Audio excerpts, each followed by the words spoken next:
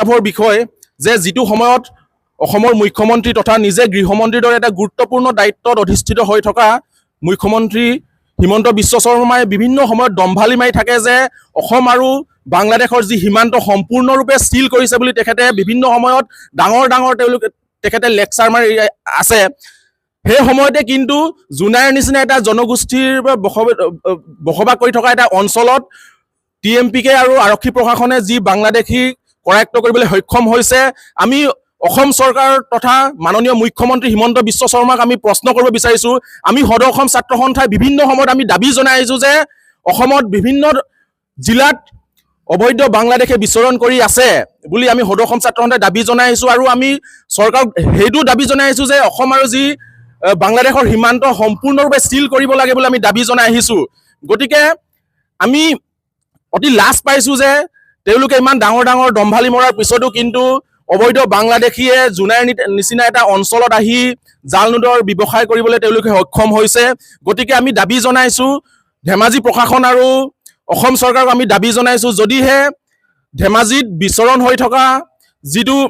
অবৈধ বাংলাদেশীক যদি কৰায়ত্ব কৰি উচিত ব্যৱস্থা নলয়, তেতিয়া আমি সদৌ ধেমাজি জিলা ছাত্ৰ সন্থাই কিন্তু অনাগত দিনত আমি গণতান্ত্ৰিকভাৱে আমি আন্দোলন কৰিবলৈ বাধ্য হ'ম। হয়, আমি সেই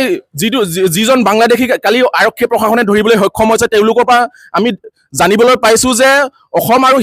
বাংলাদেশৰ যি সীমান্তত দালালে তেওঁলোকৰ পৰা মাত্ৰ ৩,০০০ বা ৪,০০০ টকা লৈ মেলি সীমান্ত পাৰ কৰাৰ যি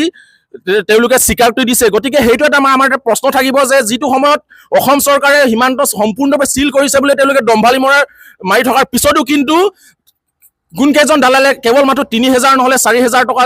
লৈ মেলিয়ে তেওঁলোকক বাংলাদেশীক অসম আৰু সীমান্ত যিটো বাংলাদেশৰ সীমান্ত পাৰ কৰিছে। গতিকে আমি পুনৰবাৰ অসম চৰকাৰক দাবী জনাইছোঁ, যিকেইজন দালালে সীমান্তত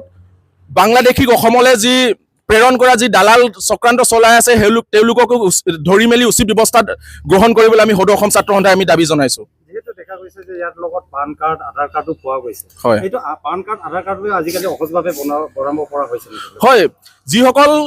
কম্পিউটাৰৰ লগত জড়িত ব্যক্তিয়ে হওক বা যিসকল ব্যক্তিয়ে সেই যি দালাল ৰাজ চলাই আছে তেওঁলোককো আৰক্ষী প্ৰশাসনে উচিত ব্যৱস্থা গ্ৰহণ কৰিব লাগে বুলি আমি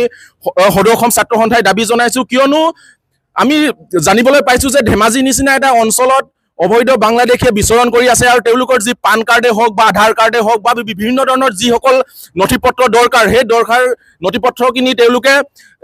অবৈধভাৱে তেওঁলোকে কম্পিউটাৰ দোকানৰ সহায়ত তেওঁলোকে বনাই মেলি ইয়াত অবৈধ বিচৰণ কৰি আছে। গতিকে আমি সেয়াকো সদৌ অসম ছাত্ৰ সন্থাই আমি দাবী জনাইছোঁ আৰক্ষী প্ৰশাসনক যে যিসকল ব্যক্তিয়ে দালাল ৰাজ চলাই তেওঁলোকক যি অবৈধ পান কাৰ্ড বা আধাৰ কাৰ্ড তেওঁলোকক বনাই মেলি অবৈধ বাংলাদেশী ব্যক্তিসকলক দিছে, সেইসকলকো কিন্তু গ্ৰেপ্তাৰ কৰি উচিত ব্যৱস্থা গ্ৰহণ কৰিবলৈ আমি সদৌ অসম ছাত্ৰ সন্থাই আমি দাবী জনাইছোঁ।